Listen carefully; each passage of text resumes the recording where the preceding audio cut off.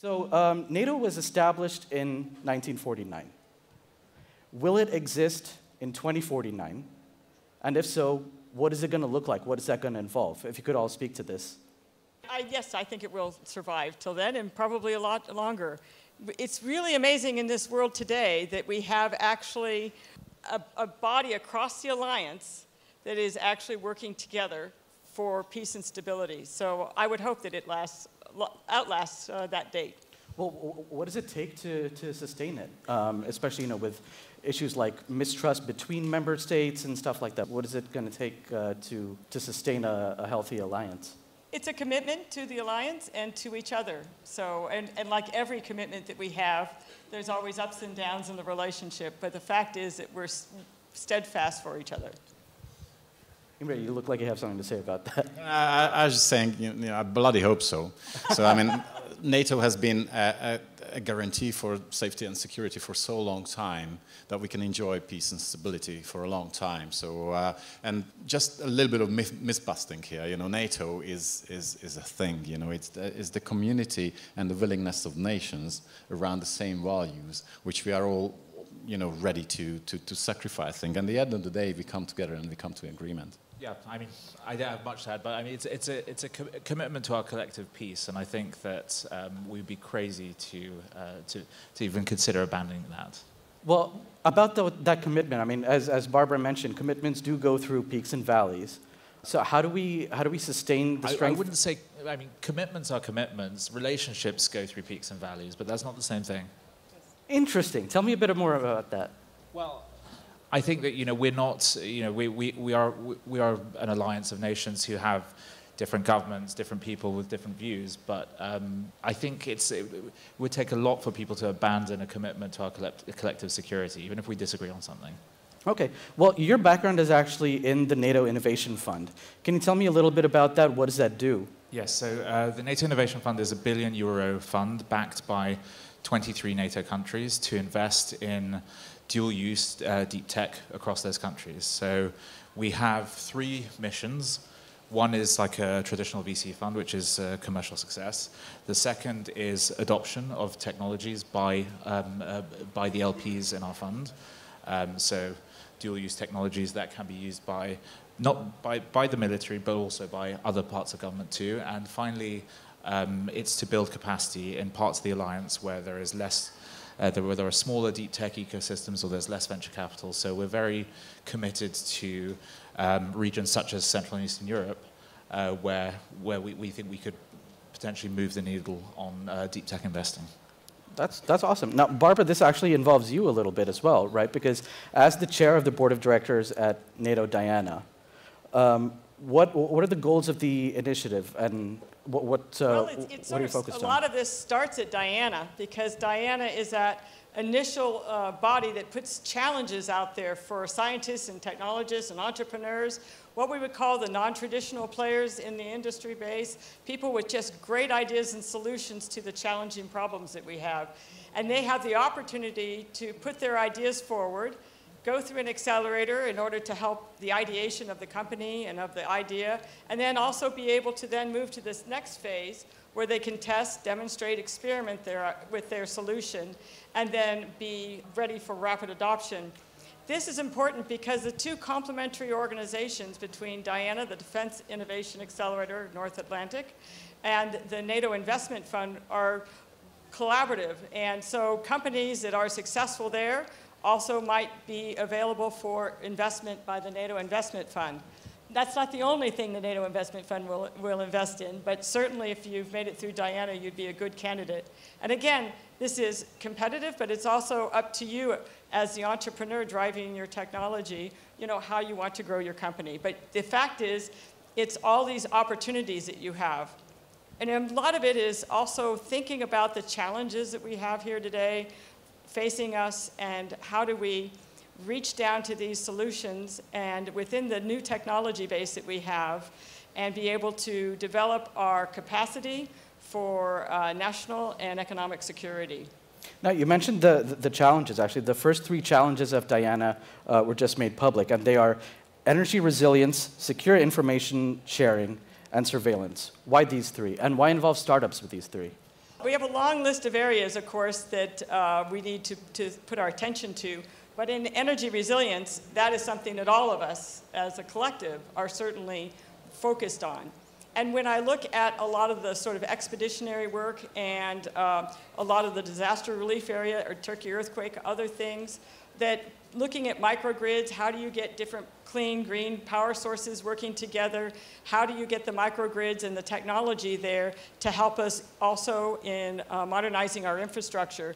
So from the military standpoint, we need this technology where we go, even on bases and other things, so we can also convert our systems over to clean energy. But then we also need it to be able to put systems together in the field rapidly. And of course, this technology in energy resilience also focuses on the dual-use nature of technology and what we need in the commercial sector. So that's key, is that a lot of this technology could be very useful in the field, but it's also very important to have that commercial standpoint. So that was one of the areas that we thought was very important. Sensors and surveillance, we focused on coastal regions because we have a lot of need for understanding what's going on in the ocean in the coastal region to protect our ports, our infrastructure. When we see a lot of climate disaster, being able to really look at the area and assess the area and help out with that. Again, that's how do you do that undersea with the right autonomous vehicles So or this sensors. is about natural disasters then? And Well, I mean, you've got to realize it's dual use. And oftentimes, with the things that happen that we're seeing at such a rapid rate right now, the technology that you need to go into the field, and it's oftentimes our militaries that go in to do the heavy lift, they're looking for solutions that they can bring into the field. So it's about security, but security's not necessarily singled out as any sort of weapon system. There's food security, energy security, a lot of the challenges that we face today. How can we have better tools and better equipment, and how can we support economic security in this area? So these are the way that we think of these challenges. I mean, there are a lot of parts of our critical infrastructure that need defending, and they need defending from whatever might happen. I mean, it could be a bad actor, it could be a natural disaster, but we still need to monitor, our undersea cables, our pipelines and so on, because, without them, we're in serious trouble. So I think it's, it's not so binary. right. Well, Can I just jump to that of as course, well? please do. I mean, yeah. defending a nation is I mean, the army is there and it's standing ready, but it should be the last resort. And wars today doesn't just happen overnight. It's not just the tanks lining up alongside the borders and suddenly they are crossing the borders. It's happening years in advance. They're preparing that battlefield in the cyberspace, in the information domain. So first of all, sensing and actually seeing the trends is very important, and then thinking ahead. Building capabilities doesn't happen overnight as well, and that's why we need that cooperation between the armed forces, and that's why we need to bring innovation also in the armed forces, but as a national responsibility. And everyone who is sitting here can actually chip in and work on that a little bit. You don't actually have to take a weapon, but you can dedicate your time, and that way you're, in a way, defending your own nation. Yeah, and sensing can prevent and deter as well. Because the last thing we want is, our troops to be in harm's way. And, Yeah, sure. Well, actually, speaking of troops, you actually were a combat soldier in Iraq and Afghanistan. Can you tell me a little bit about your experience as a soldier and how that sort of led you on the path to defense innovation? No, sorry, it's just... That's classified, sorry. If we meet in 23 years, I can share stories. I'd rather talk about mindset because that's juicy as well. So I think one of the most important thing, and for example in Afghanistan, I was responsible for all SOF, special forces for NATO.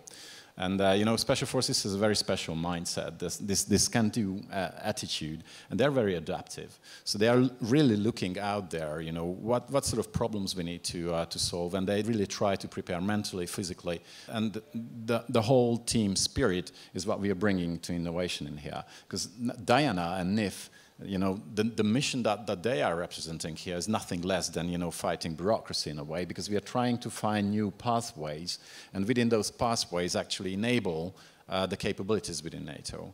And actually, this can go hand in hand. And we need the financial side. We need all the test centers and all those 1,200 initiatives who came for the first 3 challenges, which is overwhelming. But we also need testing, and we need validation from the defense side as well, because if it's dual use, at the end of the day, we need to enhance the capabilities. And that's not just combat capabilities. Because you know that, combat logistics, for example, and just supporting the activities that we are doing on the battlefield, it's enormous. And right now, yes, you talked about like the unmanned soon. Mm-hmm. Actually, it exists. The whole project started in the United States 8 years ago as a special forces project, by the way, by Admiral McRaven, if I recall correctly. The only problem right now is energy. But you could talk more about that. But really, I mean, there are bits and pieces that are there, but to bring those technologies together and actually being able to test and field it, it's a very, very complex problem. Okay. Is anyone else's mind blown right now? How far away are we from an Iron Man suit? Yeah, we just heard that there are Iron Man suits, but the only problem is that we don't know how to power them. Can you tell me a little bit about that? That sounds crazy. About the Iron Man suit? Yeah. I can tell you the one story that's out there on the internet, and then I don't need to use the Men in Black thing. So as the story goes, that Admiral McRaven, who was at that time leading all SOF people in the United States, he asked the operators, the end user, what is the main problem that you see? And once you go into a room, the first man really gets it. I mean, it's very dangerous to actually try to clear a building. So they said, that I could use something, even more protective gear. I mean, they have the top gear. I mean, SOF people, they really like top-notch high-tech technology. So they tried to develop this, and there are a lot of things, circulating about liquid Kevlar and, the whole thing where you get all the information. But I mean, that's, one thing. And the other thing is what the soldier really needs to do is shoot, move, communicate. And then again, a debate comes in here is you shouldn't distract, people from the original sort of job that they should be doing. All these technologies augmenting them, because war is still about the will to fight, the ability to fight, and the adaptability to be able to enhance those capabilities for us humans. That brings up an interesting point, if all three of you could reflect on this. So based on the war in Ukraine, what are some of how's that affected the defense innovation ideas that you've seen, and how have you pivoted? What kinds of new, interesting emerging ideas have you seen come out over the past year and a half? I'd say innovation is top of the list right now, especially in dual-use areas where you see people using technologies in really rapid, unique ways in order to secure themselves and to address the conflict that they have. I think that's what humans do, especially when they're in a sense of urgency. Does anything in particular come to mind? Well, I mean, obviously, a lot of the UAVs and other work that you've seen, of course, on the news, but a lot of innovation along that, on the communications, on lots of different technologies that they're pulling together. But, need is the mother of invention, and that's innovation oftentimes. Yeah, unfortunately in this case. But Patrick, it looks like you have something to say. Totally agree. But what's interesting about the war in Ukraine is we've seen a lot of private companies get involved in the conflict, which probably hasn't happened to the same extent in recent conflicts. So, yes, startups building UAVs, but also companies like Microsoft and AWS helping with cloud and so on. I think it shows that it really kind of it's not just about the military. Obviously, the military are the most important element of this conflict, but lots of smaller private companies are innovating and iterating very rapidly. And I think that when it comes to adoption of new technologies, the Ukrainians are really leading the way in showing us how we can shorten those timelines from idea to actually something being tested. So how do you choose who to work with? And what are the criteria by which they're accepted? Well, so full disclosure, we actually haven't made any investments yet. We've just been stood up, but we're talking to a lot of companies, and we've sort of seen, had conversations with end users and who can give us feedback on how these things are actually working. Okay. So that's one way to do it. And then obviously through Diana, you have a similar. Through Diana, it's great because we're looking for a large solution base, and we're able to help the solutions that come forward. Again, the technology, the idea, the placement, and it could be that the scientist and engineer who's starting the entrepreneurial side may think of one use. We could maybe see how it could fit in other areas, but then giving them the opportunity to actually work on their idea a little bit. So getting the first phase of that grant is the ability to be in an accelerator and think about the market value of what they have, their market applications, be able to, outside of security, and think about where it could work within the security challenges as well, and learn a lot about how to form their company and how to protect their intellectual property. Well, you're talking about UAVs a lot, and obviously part of defense innovation is about reducing the number of actual human soldier casualties that we see in conflict. On one hand, that's a great thing. On the other hand, some critics might say that this is removing us from the human element of conflict and sort of sequestering our ability to understand what's actually happening from the way we're doing it. So how do you see that tension? Okay, everyone's looking at me. So first of all, it's a complex issue. So we are in the middle of what we call institutional adaptation. That's a mouthful. But what it really means is that the technology is already there, and it's being developed very fast, and then you need to adapt. So if I had the best Formula One racing car and I just gave it to you, and you have 10 minutes to actually figure it out, and then the expectation is to win on the race, that's a very short time. So this is very much layered. Like, for example, you have platforms, you have great fifth generation aircrafts flying all around right now, but then this loyal wingman concept, for example, comes in. So you have a very expensive drone, for example, that doesn't have a pilot any longer. That's an adaptation issue, because the pilot needs to trust that that drone is going to make the right decision. And then the third layer in here is cheap and many.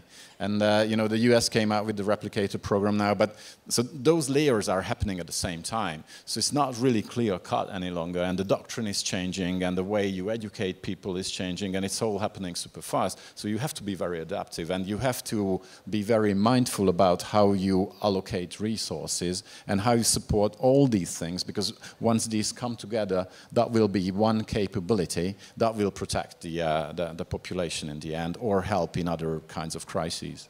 And I think humans always have to be in the loop in any way, with all our technology, whether it be AI or autonomous vehicles. So building in those areas of trust and verification will always be important.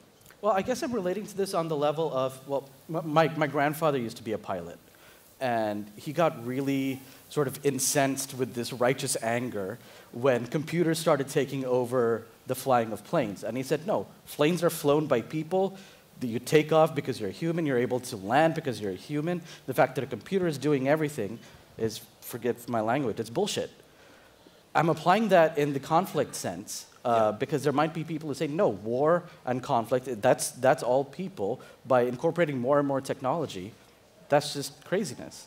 I think it still is people. And I think if you think about it, historically, from the moment when people stopped sort of beating each other up and started throwing spears, they were kind of getting further and further away from each other in terms of the new technology. So it's a continuum. Right. And I think what would be for me what would be very dehumanizing is if humans were completely cut out of the decision-making process. And I'm personally I'm against that. But I think it's still I think that when someone has to make those sorts of decisions, and I say this with all due respect as someone who's never worn a uniform, so I don't know what it's like, but I imagine the amount of pressure and the amount of stress on that person is the right thing. And I think if you remove that, then you would dehumanize it.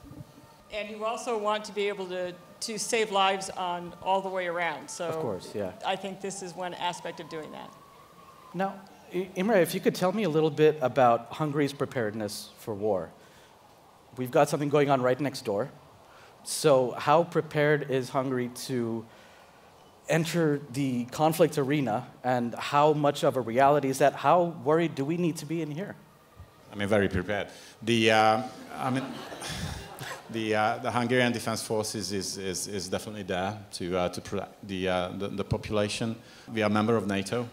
Don't forget about that. Article 5 is there, and that collective security is another guarantee, but in that order. So first we need to build strengths, and we are in the middle of that transition, and you hear a lot about that. You hear the different strategic pillars about what I call the modernization pillar, when this new high-tech equipment is coming in. So we're throwing out, old, like 50 years old Russian technology, and then, skipping several generations and bringing in really top-notch high-tech equipment. And we are recruiting people right now to actually operate that equipment. The defense industry is actually moving in Europe. It doesn't happen very often, but once they move, they find a new home for the next 30 years or so. We are spending 2%, which is the sort of the NATO thing. We have reached it this year, but for the past couple of years, we have been spending, the NATO says that from that 2% budget of the GDP, we should be spending 20% at least on capability development. We are spending nearly 40%. Which is exceptional. So the tempo and the rate as we are modernizing the defense forces is great. So the second pillar is industry. So if we are able to manufacture some of the things here in Hungary, then that will also help a lot. And the third one is definitely innovation. So the Defence Innovation Institute in Hungary, in Hungarian Védelmi Innovációs Kutatóintézet, or WIKI as we call it, is there to connect academia, is there to reach out to startups, is there to explain, if you are interested, how you can join NATO programs or EDF programs. There is a 1.2 billion program just for this year for European defense initiatives. And these are not necessarily weapon systems, as you heard. These are dual-use technologies everywhere. So everyone can connect, and if you're interested, just go out there. So my point in here, that this is not a military thing. This is a national thing. So if you feel the urge, try to find something how you can contribute. There are so many ways that you can do something for your country.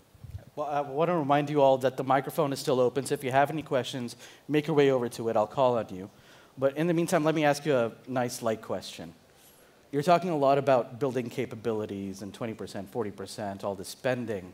Are we entering a new Cold War? The Cold War is your question, right? I just want to reflect on the Ukraine thing, is how scared we should be. Well, there is a potential for escalation, so I don't want to downplay that, and that's why we are doing everything in our power to prepare the armed forces for a potential conflict, and not just because of Ukraine. I mean, there are other potential hotspots around. I mean, just the simple geostrategic location of Hungary. In the Balkans, there are other things that are going on. The Sahel region in Africa might worry some people. So something might come up, and we have to stand by and be ready to protect people. Well, I think that with the traditional term Cold War, I think that's transformed to looking at both competitors and adversarial positions. So adversarial to what we have as our democratic values and our growth as nations and our own ability to, like in Ukraine, to actually have national sovereignty. So I do believe that it's changing and it's transforming into a new position, but I think that doesn't mean that we shouldn't be smart about how we're looking at how this nature of competition and adversarial movements are happening. I mean, we see it all the time, even in what we call the gray zone, so looking at cyber attacks on our bank accounts and things like that. We don't necessarily call it warfare, but it actually is, again, something that's addressing threats to our security and to our national sovereignty. So I think as these activities and competition is always there, and that adversarial point is there, it does change the nature of how we move forward as a united democracy. Is that a yes or no? Are we entering a new Cold War? I don't like to call it a Cold War because that brings along with it sort of the baggage from post-World War II, and I don't think that's the case. That's kind of the bed upon which NATO was built. Yes, it is, but its bed is really Article 5, and it's the nature of how we look at security today. And I think that part is true, that not necessarily a Cold War, but the fact that we don't want to see the World War again. It means we are united in that defense of our alliance. So I don't know if that helps. All right, we have a question up here. Go ahead. So what we see happening now is, from my opinion, very traumatic for a lot of people.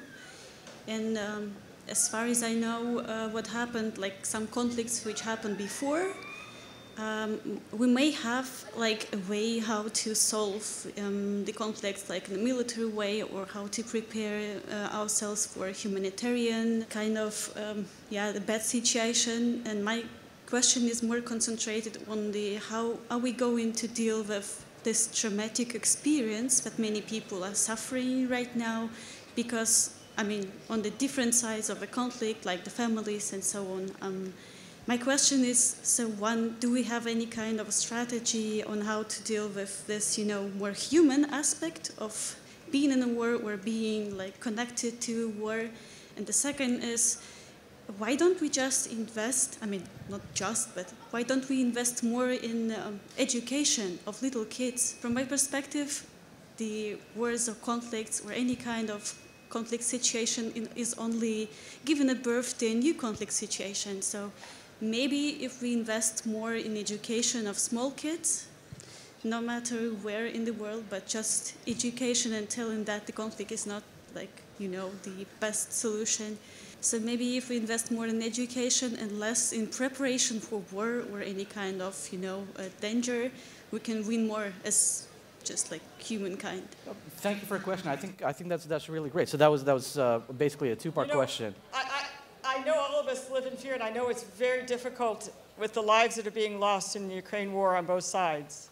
And unfortunately, humans do have the history of aggression playing out. But on the other hand, technology is also an enabler. And one of the things that keeps me optimistic is all of you. All of you who have amazing solutions to put forward, whether it's addressing the nature of food, whether it's addressing climate change, whether it's addressing the nature of education and how we actually can continue being connected and work with a lot of things that are important to us. The technology has been quite an enabler. We can see that, obviously going through COVID, keeping us connected, keeping the education going, but a lot of the things that we developed during COVID are now actually being built upon for larger educational platforms. I think we can't underestimate the optimistic side of what technology can do and averting conflict. So, I would say we need to democratize science and technology. We need to help humanity come together, and we also need to do it in a way that is conscientious about security and working towards our collective future. Can I just second that? And the world is changing super fast. I mean, Barbara worked for DARPA, and this research institute is very famous about supporting like defense things. But I mean, they have invented stuff like internet. Who could live without internet for more than a week? Hands up. Not a lot of hands. Okay, there was one, two. Okay, GPS, for example. The military has been using GPS for 10 years before. Then most of us couldn't even find this place now if we didn't have this device, which is about 16 military inventions in there at least. And that's the dual-use nature that we are doing. It's not necessarily good or bad, but I just wanted to emphasize the other point as well, since I have worked with young, talented individuals for 2 years at MCC, and I could see the potential, and every young person that I talk to, I can see that that they hold the key for the future. So I just wanted to encourage you. It's not going to be us, solving those things. We are doing it, but we need all of you to actually join forces, and that's what Wiki does. We're reaching out to universities, we are communicating the problems, but we need from the other side as well the receptiveness and also the feedback, which is very important. What direction we need to go, but we need to balance out the. I think a key part of your question was about the trauma and like the mental health of civilians. Yeah. And have you seen any innovations around just the general mental well-being of civilians that really excite you? Yes, I mean, there are many different solutions that I actually looked at in my previous fund. They're not some of them are not necessarily within the strategy of the NATO Innovation Fund because they involve certain types of mind-altering drugs. Let's go. Which is definitely not within our investment strategy. But I've seen interesting stuff involving virtual reality, for example. There's a company in Oxford that is using virtual reality simulations to treat people with PTSD.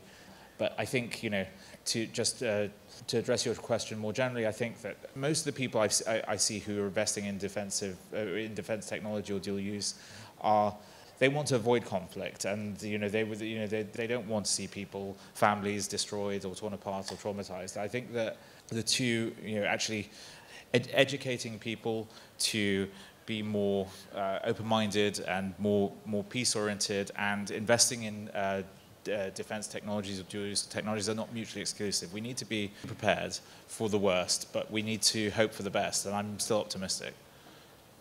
Thank you for your question. Yes, we have one more, gentleman. We just have a couple of minutes, so if you could make it fast.